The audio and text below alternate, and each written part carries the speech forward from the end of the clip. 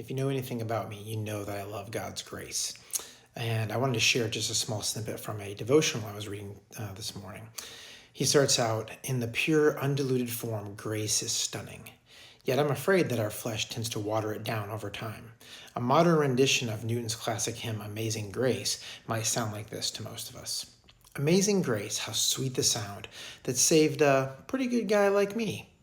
I once was directionally challenged, but now I'm found. I once needed some corrective lenses, but now I see.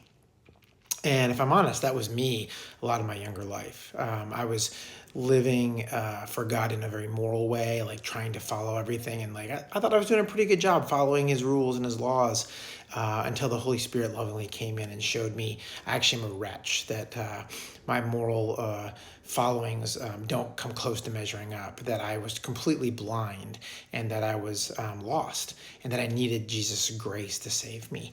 And so, if you're like me, you know that there is no way for us to be morally good enough for God to love us.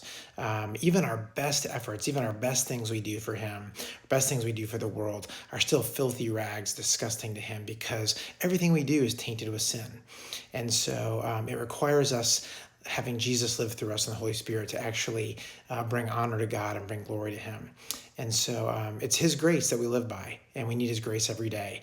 Paul David Tripp says, I'm not a grace graduate yet, and we never will be. We continue to learn more and more about Jesus' grace every day. So I hope His grace is amazing to you, and live with amazing grace.